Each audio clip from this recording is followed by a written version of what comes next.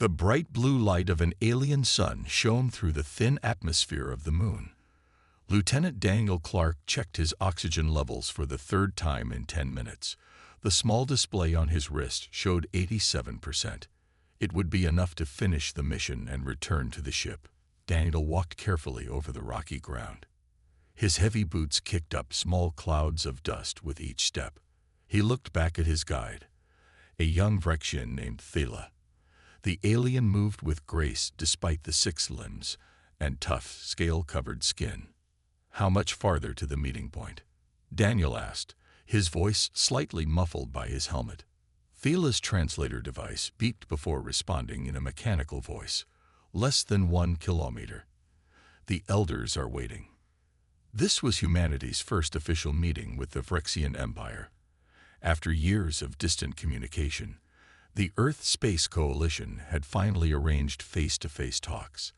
The U.S. Horizon carried a small team of diplomats, with Daniel serving as security. "Your leaders are taking a risk coming here," Thela said suddenly. "Many Vrexians do not trust other species." Daniel nodded. "Peace is always worth the risk." They reached the top of a small hill. Below them stretched a flat plain leading to a cluster of structures that looked like giant metallic eggs half buried in the ground. Daniel activated his comlink. "Clark to Captain Miller." Visual on the Vrexian outpost.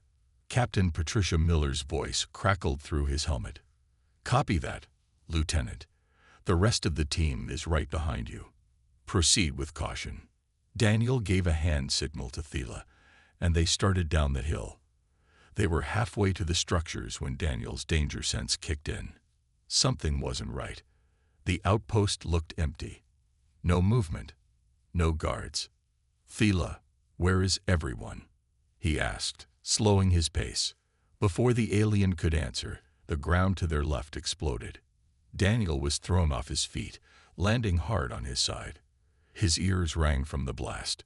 Through the settling dust, he saw more explosions near the Horizon's landing site. "Ambush," he shouted into his comm. "Captain, we're under attack." He scrambled to his feet and reached for his weapon. That's when he noticed Thela on the ground, blue blood pooling around the alien's midsection. A piece of metal from the explosion had torn through Thela's torso. His comm crackled with urgent voices. "All personnel, return to ship immediately. Repeat, all personnel return immediately." Daniel knelt beside the wounded alien. Thela's breathing came in short gasps, eyes blinking rapidly in pain. "Hang on. I'll get you back to our ship. Our doctors can help," Daniel said, trying to stop the bleeding with a field dressing from his pack. "Leave me," Thela wheezed. "It is our way." Daniel's comm buzzed again, more urgent this time. "Clark, where are you? The ship is taking fire. We need to jump now." Captain Miller's voice was strained. "I've got a wounded Vrexian. Request medical team at the airlock," Daniel replied, lifting Thela as gently as possible. There was a pause before Miller responded. "Negative, Lieutenant. Leave the alien. That's an order. We have 3 wounded of our own, and the ship's shields are failing." Daniel looked down at Thela, then at the distant form of the Horizon. More explosions rocked the area around the ship. "Clark, acknowledge the order," Miller demanded. Daniel made his decision. "I can't do that, Captain. No one gets left behind. Not on my watch. The ship is leaving in 2 minutes with or without you," Miller warned. "Then it leaves without me," Daniel replied, lifting Thela onto his shoulders. "I'll find shelter in the old mining facility we passed. Come back when you can." Ignoring the captain's protests, Daniel turned away from the ship and began walking toward a cluster of abandoned buildings in the distance. Behind him, the Horizon's engines flared to life. As the ship rose into the sky, Daniel trudged forward with his wounded alien companion. He didn't know if the Horizon would ever return, or if he could keep Thela alive. But he knew one thing for certain. He couldn't leave someone to die alone on this desolate moon, even if that someone wasn't human. The abandoned mining facility loomed ahead like a ghost from another time. Daniel adjusted Thila's weight on his shoulders and pushed forward. The alien's breathing was shallow, and blue blood had soaked through the field dressing. Just a little farther, Daniel said, though he wasn't sure if Thila could hear him. The facility's main door was locked, but Daniel found a side entrance. He kicked away the debris blocking it and stepped inside. The air was stale but breathable according to his suit sensors. He carefully laid Thila on a dusty workbench and took off his helmet.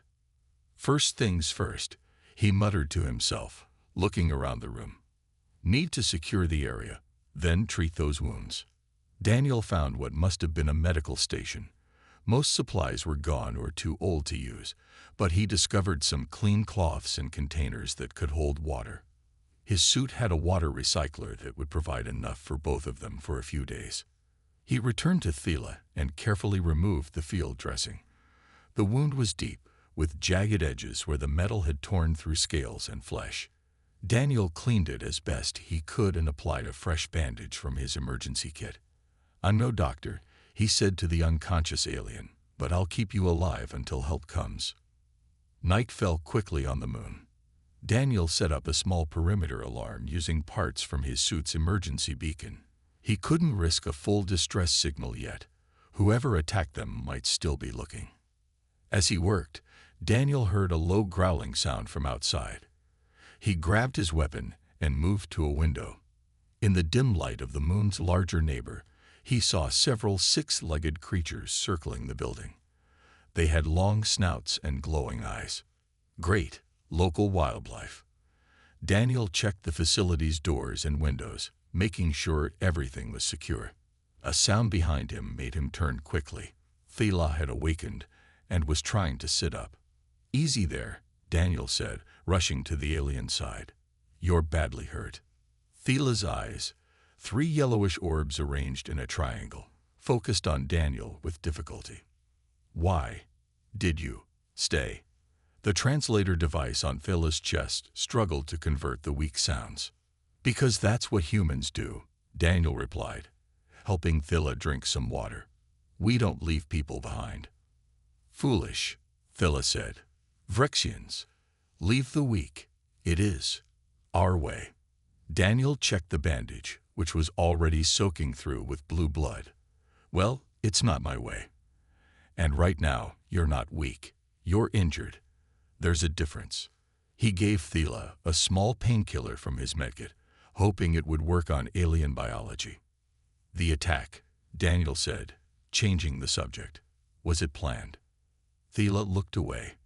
"A test. Always. We test new species." Daniel felt anger rising but pushed it down. "You mean this whole diplomatic meeting was fake, just to see how we'd react? Strong survive. Weak, abandoned." Thila's voice was getting weaker. Outside, the creatures howled. One of them scratched at the door, testing for a way in. "Say yourself," Thila said. "I am already dead by Vrexian law." Daniel shook his head. "Not happening. I need to change your bandage again, and then I'll find us some food." As he worked, Daniel noticed a small device on Thila's armor that was blinking softly. A tracker. Someone was monitoring them. "Is your military coming for you?" Daniel asked. "No," Thila replied. "Only observing. They watch to see how I die and how you behave." Daniel stared at the blinking light, then at the wounded alien. He realized this wasn't just about survival anymore. Every action he took was being judged by the Phyrexian Empire. "Well then," he said, straightening up, "let's give them a good show." He picked up his weapon and moved toward the door where the creatures were becoming more aggressive. If the Phyrexians were watching, he would show them exactly what humans were made of. "What are you doing?" Thila asked weakly. Daniel checked his weapon's charge. "First I'm going to deal with our visitors out there. Then I'm going to find us food, medicine, and a way to boost our signal. And then I'm going to get us both off this rock alive." For the first time, something like respect showed in Thila's alien eyes. 7 days passed in the abandoned mining facility. Daniel had created a routine. Each morning, he checked Thila's wounds, changed the bandages, and gave the alien water. Then he would scout the area, looking for food and supplies. The evenings were spent securing their shelter against the moon's predators. Thila watched Daniel with growing curiosity. Today, the human returned with a bag full of small, root-like plants. "I tested these with my suit scanner," Daniel said, placing them on a makeshift table. "They're not poisonous to me, but I don't know about you." "Our biology. Different," Thila said, stronger now but still weak. "But I can try." Daniel cooked the roots over a small heat source from his emergency kit. The smell filled the room, not entirely pleasant but not terrible either. "Here," he offered a small piece to Thila. "Just a taste first." The alien hesitated, then took it. After a moment of consideration, Thila ate it. "It will sustain me." Daniel smiled. "Good. We need to keep up your strength." They ate in silence for a while. Daniel noticed Thila looking at him strangely. "What?" he asked. "I do not understand you," Thila admitted. "You risk everything for someone who is not even your species, someone part of a group that tried to kill you." Daniel considered this. "Let me tell you about human history. Long ago, some human cultures abandoned their wounded too. The Spartans, for example. They left babies to die if they seemed weak." "This is logical," Thila said. "Maybe to them it was, but we learned something over time. The people you save might be the ones who save everyone else later. By helping each other, we all became stronger." Thila's 3 eyes blinked in sequence, a sign of deep thought. "In our military," Thila said slowly, "if you are wounded and cannot keep up, you are left behind. It is considered honorable to die alone." "Is that what you want?" Daniel asked. "To die alone for honor." For the first time, Thila seemed uncertain. "I do not know anymore." Outside, the wind howled across the moon's surface. Inside, something important was changing between them. "My commander, Zyrex, will be watching through my tracker," Thila said. "He has never seen a species act like you." "Like what?" "Putting another's survival above your own. It is unknown in our culture." Daniel checked his oxygen recycler, which was running low. He hadn't told Thila that he'd been giving the alien the larger share of oxygen. "Well, maybe your culture could learn something from mine, and maybe mine could learn from yours." Thila tried to sit up straighter. "Tell me more about humans." For hours they talked. Daniel explained Earth's history, how humans had evolved from tribal conflicts to global cooperation. Thila shared stories of Rexian conquest, their pride in strength, and their fear of weakness. "Your way hasn't brought you peace," Daniel pointed out. "Always testing, always fighting." "Your way hasn't brought you perfect peace either," Thila countered. Daniel laughed. "True, we're still learning." On the 3rd night of their conversations, while checking Thila's wounds, Daniel made a discovery. The alien was healing faster than expected. "Your body is adapting," he said with surprise. "The wound is closing." "It is because of you," Thila admitted.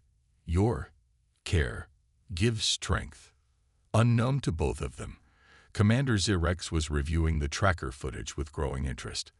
The commander had never seen a Phyrexian speak so openly with an alien, or an alien work so hard to save a Phyrexian. "Fascinating," Zyrex said to his officers. "This human refuses to act as we predicted. Perhaps we have misjudged their species." Back in the facility, Daniel and Thila watched the twin moons rise through a broken window. "My people will still come looking for us," Daniel said. "And if they don't, I'll find another way." Thila looked at him with new respect. "I believe you will." A month passed on the desolate moon. Daniel sat by the facility's broken window, scanning the sky with a piece of equipment he had rebuilt from parts of his damaged suit. Thila was now able to move around, though still weak. The aliens' wounds had healed enough that they could consider leaving the facility to find better shelter. Anything? Thela asked, coming to stand beside Daniel. Nothing yet, but I modified this scanner to pick up ship engines. Daniel adjusted some wires. If anyone comes within orbit, we'll know. Thela looked at the human with a new emotion, respect. You have survived longer than any Vrexian would have expected. We survived, Daniel corrected. Together. Just then, the scanner beeped loudly. Daniel checked the readings, and his face brightened. A ship, and it's using Vrexian engine patterns.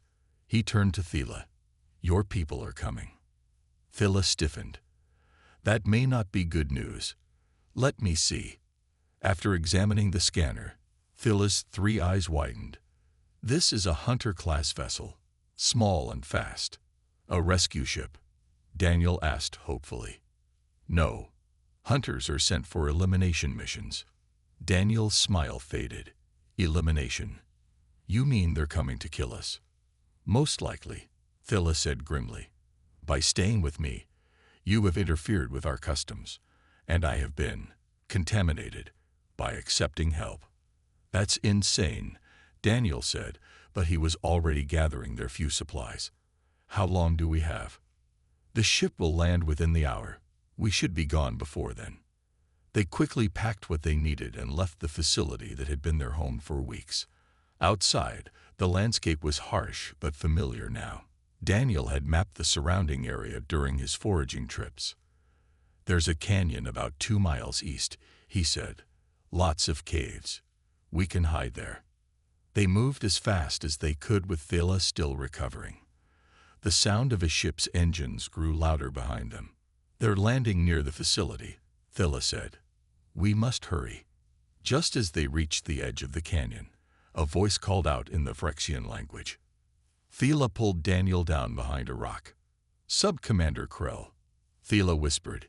He leads the death squads. Daniel peered over the rock. 6 Vrexians in combat armor were spreading out from a small ship. Their leader, larger than the others, was scanning the ground for tracks. We need to split up, Daniel suggested. I'll lead them away while you hide. Thela grabbed Daniel's arm. No, that is the Vrexian way. Sacrifice the wounded. We will stay together. That is the human way, yes. Daniel looked at Thela in surprise, then nodded. Yes, it is. They carefully made their way down into the canyon, using the rocks for cover. Behind them, the hunting party found their trail and began to follow. They are trained trackers, Thela warned. We cannot simply hide. Daniel examined the canyon walls. Then we'll set a trap. See those loose rocks up there? If we can trigger a small slide, it might block their path. Working together, they climbed to a ledge and prepared their trap. The hunting party appeared below, moving cautiously. Krell was in the lead, his weapon ready. Now, Daniel whispered.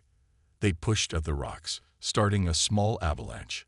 The Vrexians scattered, but one was caught under the falling debris. Krell looked up, spotted them, and fired his weapon. The energy blast hit the ledge near Daniel's feet. As he jumped back, the rock crumbled beneath him. Thela reached out and caught Daniel's hand just as he started to fall. Hold on, Thela called, straining to pull the human up. Krell fired again. This time, the blast hit Daniel in the shoulder. He cried out in pain, but didn't let go. With a mighty effort, Thela pulled Daniel back onto the ledge. Now the human was the wounded one. Leave me, Daniel gasped through the pain.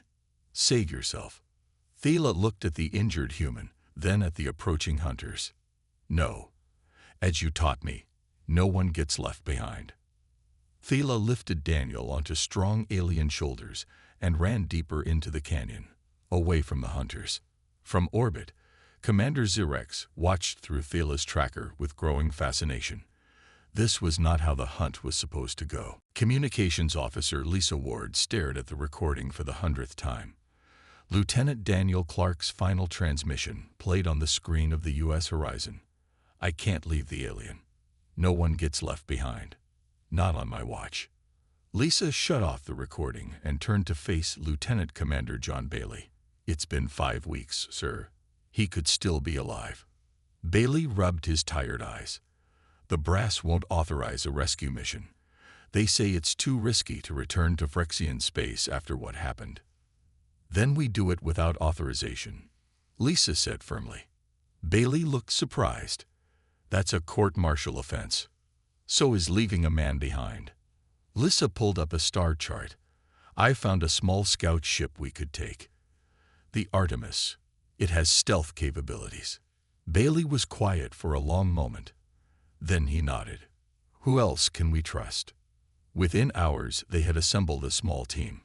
Engineer Alan Foster and Medical Officer Diane Nelson, both friends of Daniel, who volunteered immediately.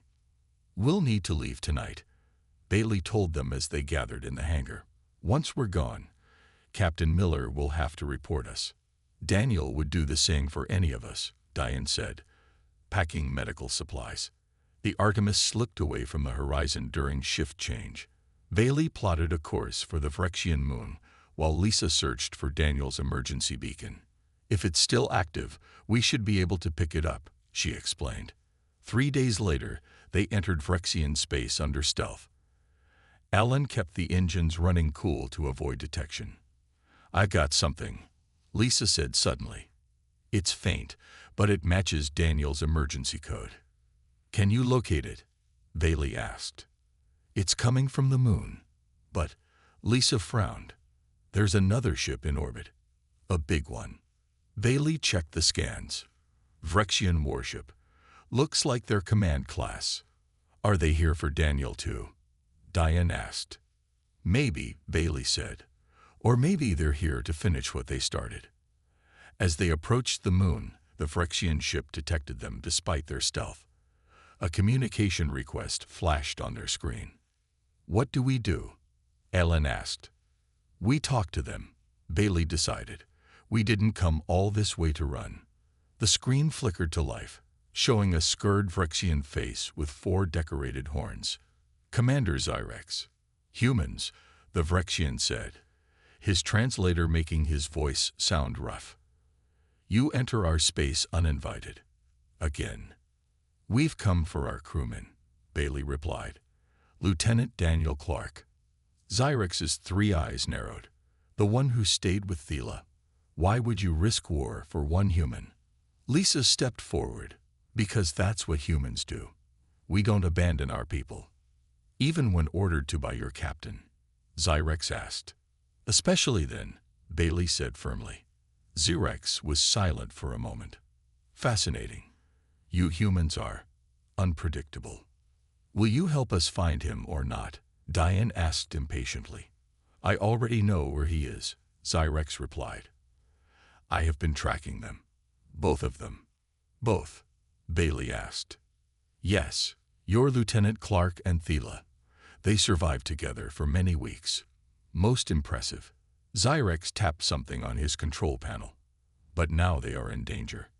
Sub-Commander Krell is hunting them." "Hunting them? Why?" Lisa demanded. "Thela was supposed to die honorably when abandoned. Clark interfered with our ways."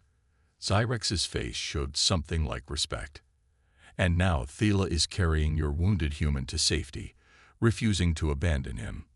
This has never happened before." Bailey leaned forward. "Commander, we don't want conflict with your people. We just want our man back. And I want to understand why humans value single lives so highly," Zyrex replied. "It defies military logic." "It's not about logic," Diane said. "It's about being human." Zyrex considered this. "Perhaps there is value in your way that we have not seen." He made a decision. "I will transport to your vessel. We will go to the surface together." "Why would you help us?" Bailey asked suspiciously. "Because your human has taught one of my people to value life over tradition," Zyrex said. "I wish to see this human-Phyrexian alliance for myself." As the Artemis prepared for Zyrex's arrival, Lisa checked Daniel's signal again. "It's moving, but slowly, like he's injured." "Hold on, Daniel," she whispered. "We're coming for you, and you're not alone." Deep in the canyon, Thela found a small cave where they could hide. Carefully, the alien set Daniel down on the smooth stone floor. The human's face was pale, his breathing shallow.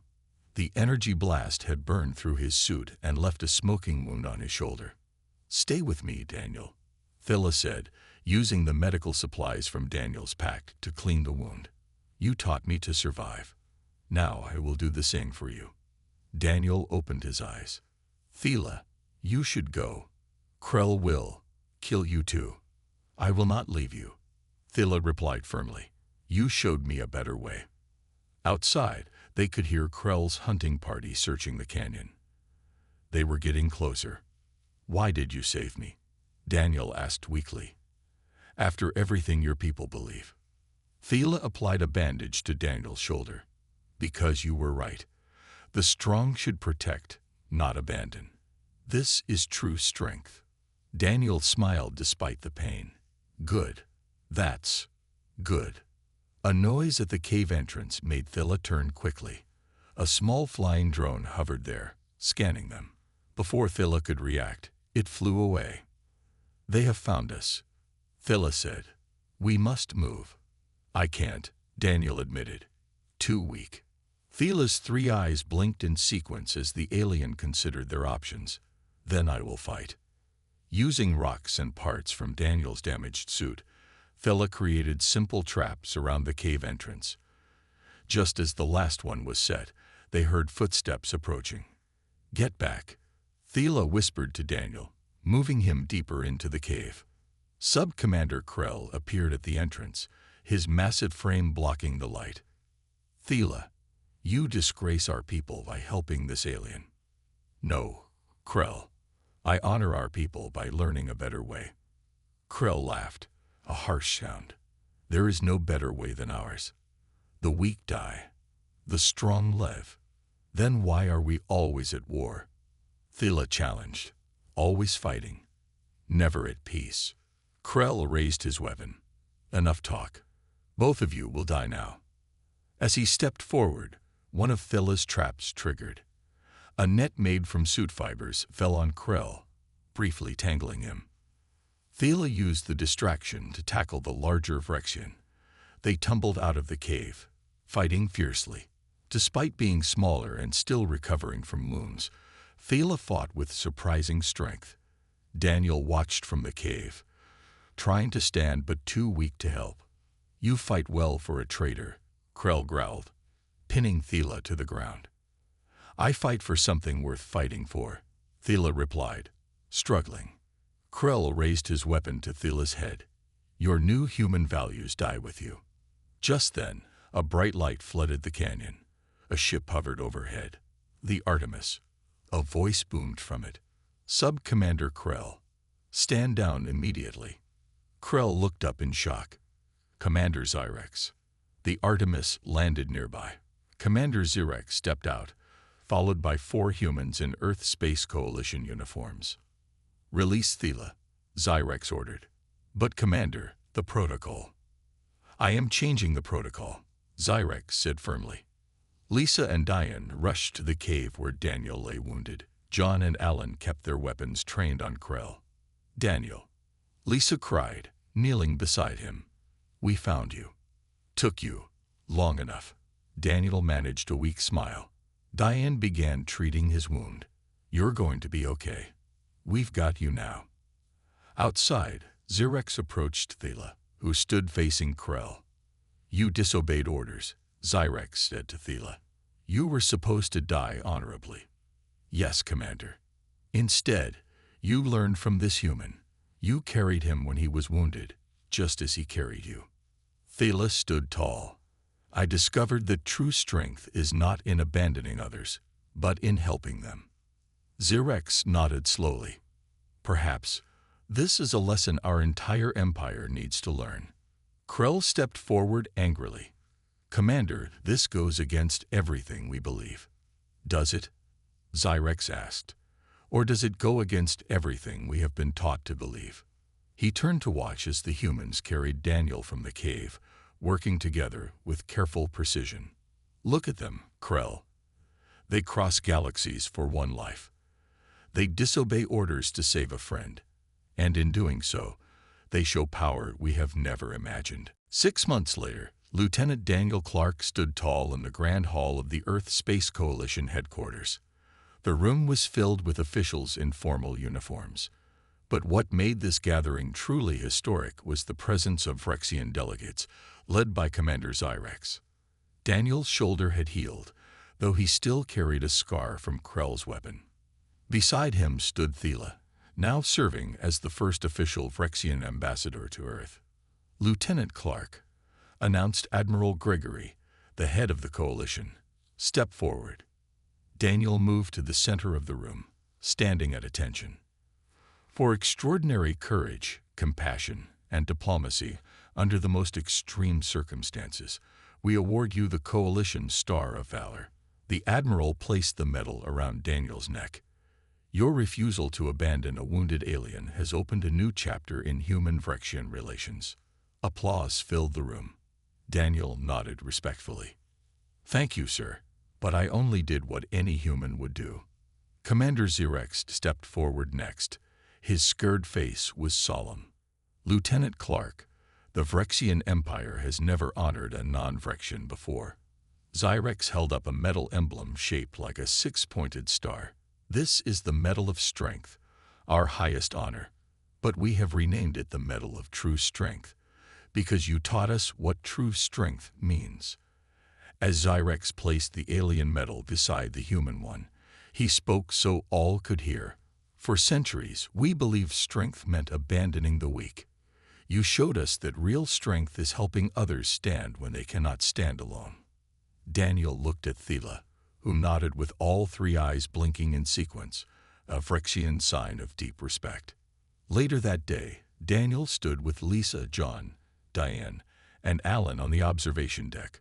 Below them, a new ship was being prepared for launch, the U.S. Unity, the first joint human-Phyrexian vessel. So, what happens to Captain Miller? John asked. She did order you to leave Thela behind. Daniel watched as crews loaded supplies onto the ship. She was following protocol. But now the protocol has changed. Both our species are learning from each other. Speaking of learning, Lisa said, I heard you're training the first joint rescue team. Daniel smiled. Yes, humans and Phyrexians working together to save lives, not take them. The door opened and Thela entered, followed by several young Phyrexian cadets. They looked nervous but determined. Your new students are here, Thela announced. Daniel walked over to greet them. One young Phyrexian stepped forward. Lieutenant Clark, why should we risk ourselves for others? I still do not fully understand. Daniel considered the question carefully. Because when we save others, we save ourselves too.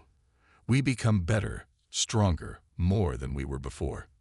The old way was simpler, another cadet said. Simple isn't always better, Daniel replied. Look at what happened when one human refused to leave one Phyrexian behind. Now our peoples are working together instead of fighting. That's worth the risk, don't you think?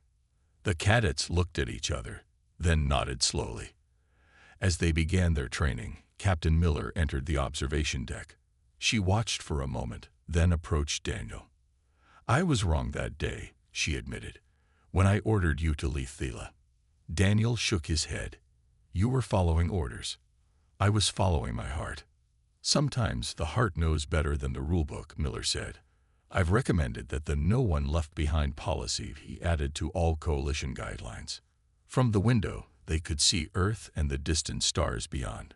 Somewhere out there, the Phyrexian homeworld was also changing, learning a new way of thinking about strength and weakness. What's next for you, Lieutenant? Miller asked. Daniel looked at the diverse group of humans and Phyrexians working together below.